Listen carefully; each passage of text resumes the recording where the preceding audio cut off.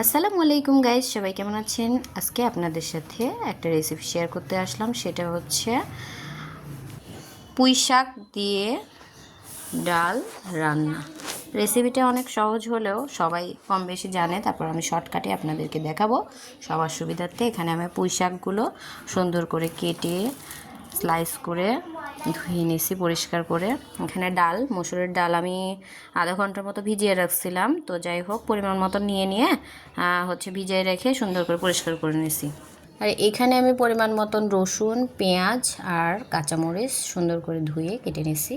এখন পরিমাণ মতন আমি এখানে বিভিন্ন ধরনের মশলাগুলো দিব, শুকনা মশলা। পরিমাণ মতন লবণ দিয়ে নিই, হলুদ, মরিচ গুঁড়ো, ধনিয়া, জিরা গুঁড়া, পরিমাণ মতন সয়াবিনের তেল। এখন আমি চুলার জাল ধরে দিলাম। এখন আমি সুন্দর করে মশলাগুলোকে কষিয়ে নেব।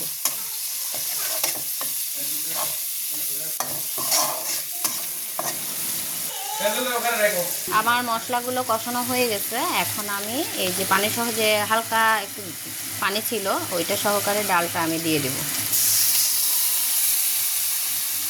এখন আমি সুন্দর করে ডালটাকে একটু নেড়ে চেড়ে নেব, তারপর শাকটা দিয়ে দেব। তো এই অবস্থায় আমি এখন কি করব, শাকগুলো দিয়ে দিব। এই যে দেখেন, একদম ফ্রেশ টাটকা শাক, চকচকা। এই যে আমি সবগুলো শাক দিয়ে নিছি। এখন আমি ডালের সাথে সুন্দর করে শাকগুলো মিশ্রণ করে নেব।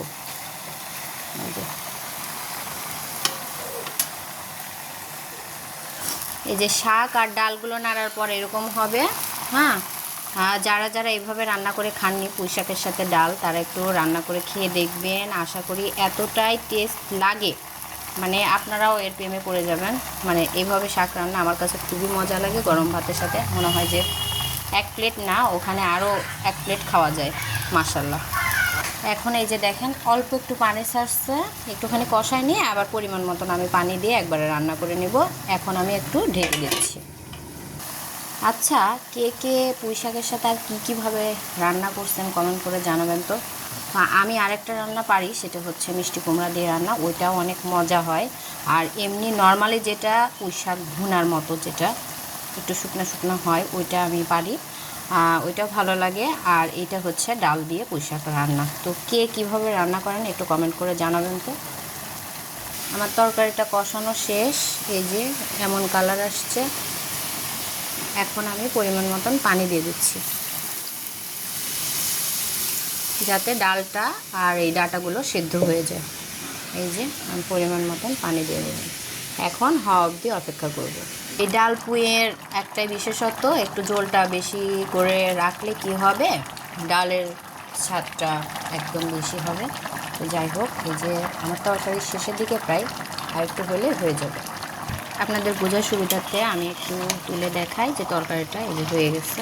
এই যে মাশাআল্লাহ, একটু ঝোল ঝোল না রাখলে একটু পরে আবার এটা মনে করেন শুকিয়ে যাবে, তখন খেতে ভালো লাগবে না। তো এই ডালের ঝোলটার জন্য বেশি ভালো লাগবে এই শাকটা খেতে।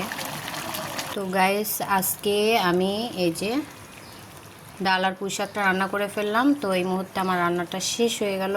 তো যাই হোক, আপনারা কে কে এটা খেতে পছন্দ করেন সবাই লাইক কমেন্ট করবেন আর শেয়ার করতে ভুলবেন না। তো আমি কিন্তু একটা নতুন রাঁধুনি হিসেবে আমার রান্না কিন্তু খুব একটা খারাপ হয় না, মাশাআল্লাহ, আলহামদুলিল্লাহ, খাওয়ার যোগ্য হয়। আমার ভিডিওটা দেখে যদি কারো ভালো লাগে তাহলে লাইক কমেন্ট শেয়ার করবেন। সবাই ভালো থাকবেন, আল্লাহ হাফেজ।